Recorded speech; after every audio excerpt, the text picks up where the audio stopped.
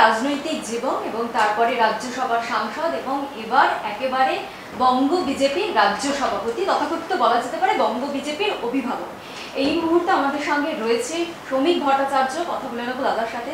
দাদা, নিউজ টাইমে আপনাকে স্বাগত। ধন্যবাদ দাদা। প্রথমেই শুভেচ্ছা জানাচ্ছি, আপনার রাজ্য সভাপতি হয়েছে, নতুন শুভেচ্ছা জানাচ্ছি।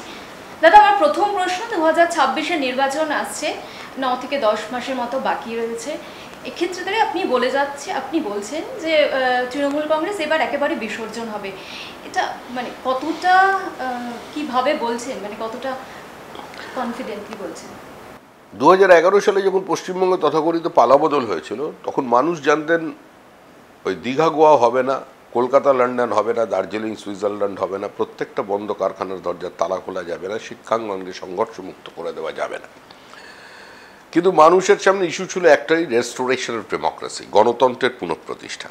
মানুষ মমতা বন্দ্যোপাধ্যায়ের কাছে একটা পরিবেশ চেয়েছিলেন যেখানে মানুষ কথা বলতে পারবে, সরকারের নীতি সিদ্ধান্তের সমালোচনা করতে পারবে, মত প্রকাশ করতে পারবে, প্রয়োজনে রাজনৈতিক কর্মী হলে নিজের পতাকা নিয়ে নির্বাচনে প্রতিদ্বন্দ্বিতা করতে পারবে, ধর্ণা করতে পারবে, অবরোধ দিতে পারবে, বন্ধ করতে পারবে।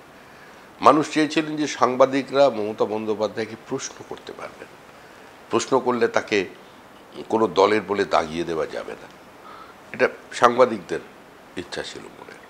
কিন্তু দেখা গেল কি, গণতন্ত্রের 4টে স্তম্ভকেই তৃণমূল সরকার ধ্বংস করে দিল। কার্যত একটা হেজিমনি আর একটা হেজিমনিকে দিয়ে রিপ্লেসড হয়ে গেল।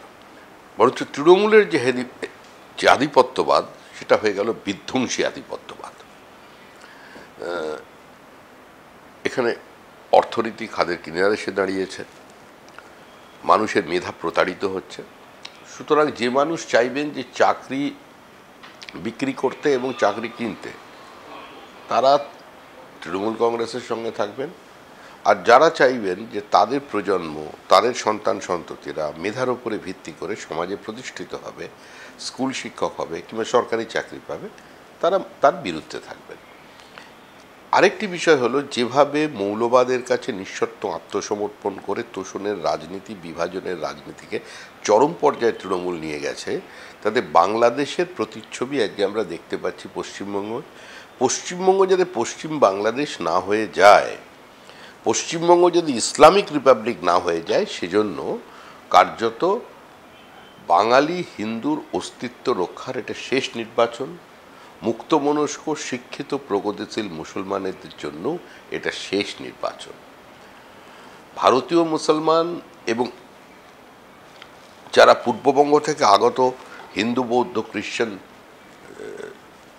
যারা উদ্বাস্তু আছেন, তাদেরও অস্তিত্ব রক্ষার জন্য এটা শেষ নির্বাচন। আর এই নির্বাচনে মানুষ ঠিক করে ফেলেছেন যে আইন শৃঙ্খলার চূড়ান্ত অবনতি, এই আধিপত্যবাদ, total absence of law and order, total breakdown of constitutional machinery, তার বিরুদ্ধে মানুষ রায় দেবে। বিচার ব্যবস্থা আক্রান্ত, সংবাদ মাধ্যম আক্রান্ত, লেজিসলেচার, আইনসভা, সেখানে এমন কিছু সিদ্ধান্ত নিচ্ছেন স্পিকার, যেটা ভারতবর্ষে একটা দৃষ্টান্ত স্থাপন করছে। বিরোধীরা তো সবসময় ওয়াকআউট করে, কিন্তু ওয়াকআউট করার আগে তো বক্তব্য রাখে, সেটাকে কী করে এক্সপাঞ্জ করা যায়। অশোক লাহিড়ির মতো একজন ব্যক্তিত্ব, একজন অর্থনীতিবিদ, যে অশোক লাহিড়ি ভারতবর্ষে সেফোলজির অন্যতম প্রবক্তা, যে অশোক লাহিড়ি দেশের প্রধানমন্ত্রীর দীর্ঘদিন প্রধান অর্থনৈতিক উপদেষ্টা ছিলেন, ওয়ার্ল্ড ব্যাংকে ছিলেন, IMF-এ ছিলেন, তার মতো একজন ব্যক্তিত্ব সম্পন্ন মানুষ, তিনি তো গর্ব পশ্চিমবঙ্গ বিধানসভার, তার বক্তব্যকে পর্যন্ত এক্সপাঞ্জ করে দিচ্ছে। তো এটা পরিস্থিতি। কলকাতা বিশ্ববিদ্যালয়ের উপাচার্য বলছেন আচার্যকে যে রাজ্য সরকার চায় না আমি আপনার সঙ্গে দেখা করি, সেজন্য আপনি এখানে কোনো ওয়েলকাম গেস্ট নন, আপনার জন্য দরজা বন্ধ। বিচার ব্যবস্থা, lower judiciary is under threat, বিচার কক্ষের মধ্যে শয়ে শয়ে লোক ঢুকে পড়ছে, হাইকোর্টের জাজের বাড়িতে গিয়ে পোস্টার লাগিয়ে দেওয়া হচ্ছে, একজন জজ সাহেবের পরিবারকে হুমকি দেওয়া হচ্ছে, অশালীন মন্তব্য করা হচ্ছে, এবং এখানেই থেমে থাকছে না, আরও আক্রমণ বাড়ছে। বিচারপতির বিচার কক্ষের মধ্যে তাকে ম্যান হ্যান্ডেল করে দেওয়া হচ্ছে। এটা তো চলতে পারে না। আধুনিক পৃথিবীতে, সভ্য দুনিয়ায় এটা চলে না। এটিকে চলতে দেওয়া হবে না। আর মানুষই এবার ঠিক করে নিয়েছেন তারা বিসর্জন দেবে, এটাই আমার বিশ্বাস। এখানে দাদা আমরা জানি মানুষের মনে শাসকের প্রতি ক্ষোভ রয়েছে, কিন্তু আপনার কি মনে হয় 2026-এর নির্বাচনে প্রত্যেকটি বুথে বিজেপি কর্মী দিতে পারবে? এটা আমার কাছে খুব আনন্দের বিষয় যে বিজেপির বুথের কর্মী নিয়ে সাংবাদিকরাও চিন্তিত। বারবার আমাকে এই প্রশ্ন লোকে করছেন। এই দেখতে থাকুন না, সব বুথে তৃণমূল এজেন্ট দিতে পারে না, সব বুথে বিজেপি এজেন্ট দিতে পারে, এটা তো সময়ের অপেক্ষা। সমস্ত বুথে আমরা এজেন্ট দিতে পারবো এরকম অবাস্তব দাবি আমরা করিনি। আমরা জানি সংখ্যালঘুদের মধ্যে আমাদের পেনিট্রেশন নেই, কিন্তু তার মধ্যেও সংখ্যালঘু বুথ কিন্তু পঞ্চায়েতে বিজেপি জিতেছে, যেখানে একটাও হিন্দু নেই। বীরভূমে জিতেছে, মুর্শিদাবাদে জিতেছে। তা একদম সংখ্যালঘুদের মধ্যে আমাদের কোনো অস্তিত্ব নেই বা গ্রহণযোগ্যতা নেই, বা গ্রহণযোগ্যতা বাড়ছেন এটা মনে করার কোনো কারণ নেই। গত 3 বছরে পশ্চিমবঙ্গে যত খুন হয়েছে তার মধ্যে 99% হচ্ছে তৃণমূল কংগ্রেস কর্মী, আর ওই 99%-এর মধ্যে 98%ই হচ্ছে সংখ্যালঘু। মরছে মুসলমান, মারছে মুসলমান। কে পরিস্থিতি তৈরি করেছে? কেউ অভিযোগ করেছে বিজেপির বিরুদ্ধে? আমরা তো নয় মুসলমানের শত্রু বলে তৃণমূল প্রচার করছে। হরিয়ানায় নির্বাচন হয়েছে, রাজস্থানে নির্বাচন হয়েছে, দিল্লিতে নির্বাচন হয়েছে, পাঞ্জাব নির্বাচন হয়েছে, সব তো চারিদিকে নির্বাচন দেখছে। ল্যান্ডস্লাইড ভিক্টরি পেয়েছে বিজেপি। হরিয়ানায় কেউ বলেছিল যে বিজেপি জিতবে? দিল্লিতে কেউ বলেছিল বিজেপি জিতবে? জিতেছে তো। কোনো সংখ্যালঘু বস্তির উপরে গিয়ে বোমা মেরে দিয়েছে? ভোট তো দেয়নি আমাদের, আপকে দিয়েছে, বোমা মেরেছে। হরিয়ানায় তো মুসলিমরা আমাদের ভোট দেননি, কংগ্রেসকে দিয়েছে। জেসিবি মেশিন নিয়ে তাদের বাড়ি ভেঙে দেওয়া হয়েছে, যেটা পশ্চিমবঙ্গে হয়নি। সুতরাং পশ্চিমবঙ্গে একটা রাজনৈতিক সমাজ তৈরি হয়েছে যেটাকে আমরা ভাঙতে চাই।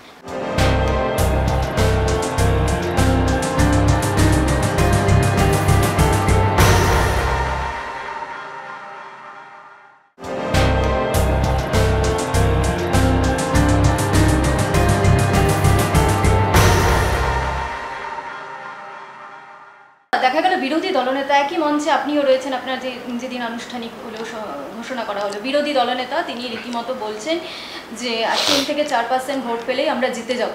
তিনি হিন্দুত্ববাদের কথা বলছেন। হিন্দুত্ব কোনো বাদ নয়, হিন্দু আর বহুত্ববাদ সমার্থক শব্দ। Hindu is a way of life, এটা আমার কথা নয়, সুপ্রিম কোর্ট বলেছে। আপনি বলছেন বহুত্ববাদের কথা, যেখানে আপনি কাজী নজরুল ইসলামের কথাও বলছেন। আপনি বলছেন যে মহরমের মিছিল, দুর্গাপুজোর বিসর্জন একই সাথে চলবে।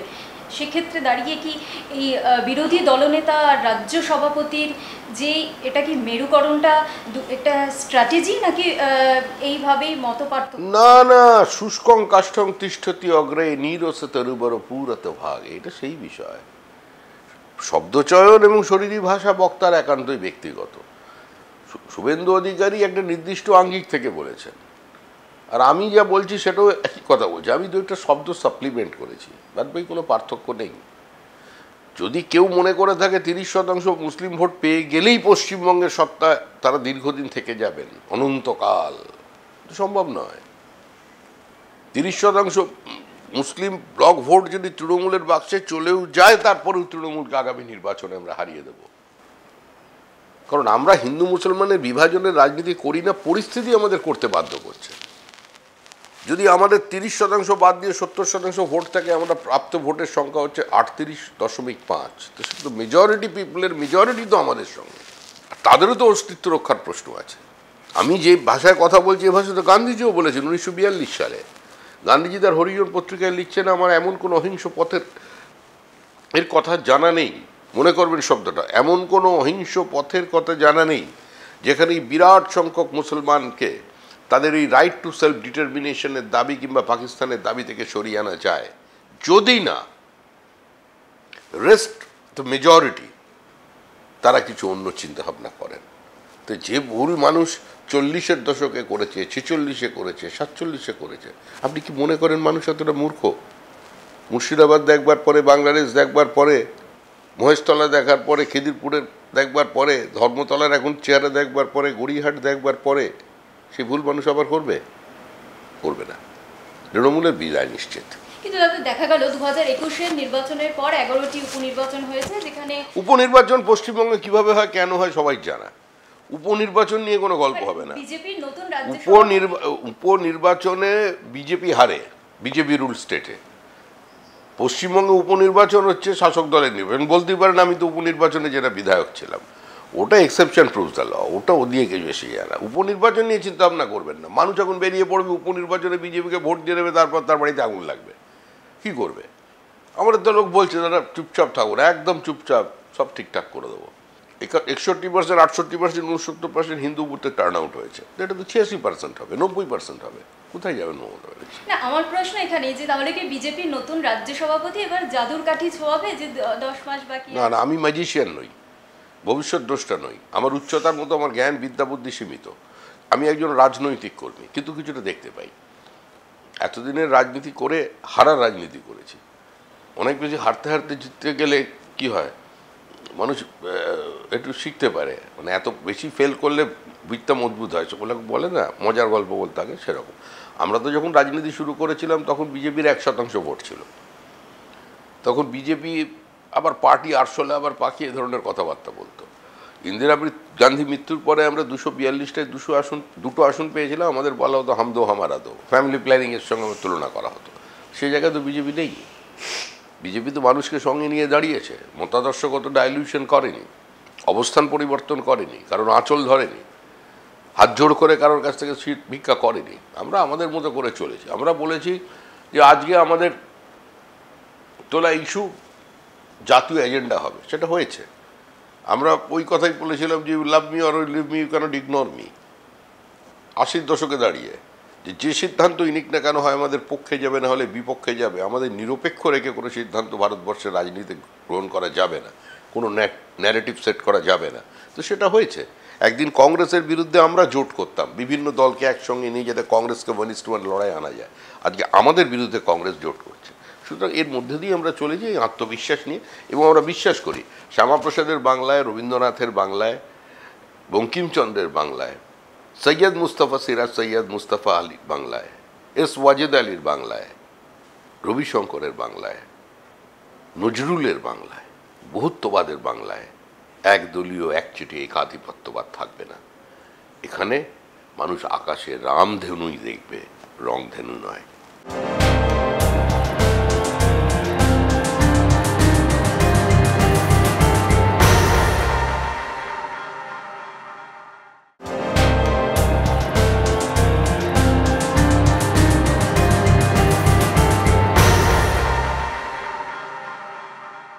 2021-এ আপনার বলেছিলেন যে 212 পার, এবার আপনি বলছেন পারা পার হয়ে যাবে একবারে। আরে স্বাধীন ভারতের সবচেয়ে বড় ভোট স্ট্র্যাটেজি হচ্ছে আমাদের অমিত শাহ। তিনি বলেছিলেন 200 পার, একবার হয়নি। বড় প্লেয়ারও তো অনেক সময় গোল মিস হয় বলে অনেকে বলে, কিন্তু উনি গোলটা মিস করেননি, মিস করেছিলাম আমরা। আমাদের কোথাও ভুল ছিল, ভ্রান্তি ছিল, ত্রুটি ছিল, সেগুলো আমরা আইডেন্টিফাই করেছি। তো এবারে একদম পরপার, কোনো অঙ্কের হিসাব নয়। তৃণমূল থাকবে না, তৃণমূল হারছে, তৃণমূল যাচ্ছে। তৃণমূলের বিসর্জনের ঘণ্টা শুধু বাজেনি, তৃণমূলের বিসর্জনের যাত্রা পর্যন্ত শুরু হয়ে গেছে। তৃণমূলকে কেউ ঠেকাতে পারবে না। পশ্চিমবঙ্গের মানুষ নতুন করে পশ্চিমবঙ্গের শান্তি প্রতিষ্ঠা করবে, আইনের শাসন প্রতিষ্ঠা করবে। আবার স্কুলে ঠিক সময়ে ঘণ্টা বাজবে, আবার স্কুলে শিক্ষকরা চক পেন্সিল হাতে নিয়ে দাঁড়িয়ে পড়বেন ব্ল্যাকবোর্ডের সামনে। আর এখান থেকে মেধা বাইরে যাবে না, এখান থেকে ফ্লাইট অফ ক্যাপিটাল হবে না। আবার যে একজন অভিনেত্রী, এখন নায়িকা এসছেন, আকাশের ধোঁয়া দেখেছিলেন, আবার সেই ধোঁয়া টোয়া দেখতে পাবেন এখানে। পশ্চিমবঙ্গের নতুন বাংলাও নয়, বাংলা আবার স্বমহিমায় আত্মপ্রকাশ করবে, এটা আমাদের বিশ্বাস, এবং এটা আপনি দেখতে পাবেন। আমরা সমস্ত শিল্পপতিদের কাছেও আবেদন করছি যে আমাদের লড়াইটা বড় লোকের বিরুদ্ধে গরিবের লড়াই নয়, গরিবকে বড় লোক করার লড়াই, কর্মসংস্থান তৈরির লড়াই, নতুন শিল্প সম্ভাবনার পরিস্থিতি তৈরির লড়াই। শ্রমিক ভট্টাচার্যের নেতৃত্বে বিজেপি যদি সরকারে আসে, মুখ্যমন্ত্রী হিসাবে কাকে দেখছেন, শ্রমিক ভট্টাচার্য না বিরোধী দলনেতা শুভেন্দু? আমি মুখ্যমন্ত্রী? এক্ষুনি যদি কাউকে বলেন, আমার মনে সুস্থতা নিয়ে প্রশ্ন উঠবে। পশ্চিমবঙ্গের মানুষ কে মুখ্যমন্ত্রী সেটা ভাবছে না। আর বিজেপি কাউকে মুখ্যমন্ত্রীর মুখ করে নির্বাচনে প্রতিদ্বন্দ্বিতা করে না, ইনজেনারেলি করে না। সাম্প্রতিক নির্বাচনগুলো দেখুন, দিল্লি, হরিয়ানা, মধ্যপ্রদেশ, রাজস্থান, কাউকে মুখ করে নির্বাচনে লড়েনি। আমাদের রণনীতি কিভাবে হবে সেটা কোনো স্টুডিওর ফ্লোরেও ঠিক হবে না, আর আমার বাড়ির এই ঘরেও ঠিক হবে না। আমি একাও সেটা ঠিক করব না, এটা সম্পূর্ণ পার্টির সিদ্ধান্ত।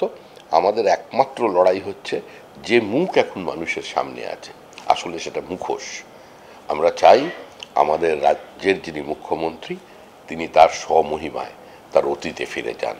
আমরা বিরোধী নেত্রী মমতা বন্দ্যোপাধ্যায়কে আবার ফিরে পেতে চাই। যে রাজ্য সভাপতির দায়িত্ব গ্রহণের পর একেবারে কোমর বেঁধে নেমেছেন তিনি, সাংগঠনিক বৈঠক করছেন, তিনি দলীয় কর্মীদের সঙ্গে কথা বলছেন এবং কিভাবে সংগঠনকে আরো বেশি শক্তিশালী করা যায় সেই দিকেই কিন্তু তিনি নজর রেখেছেন। ক্যামেরা শ্রীকান্তের সঙ্গে স্বপ্না, নিউজ টাইম, কলকাতা।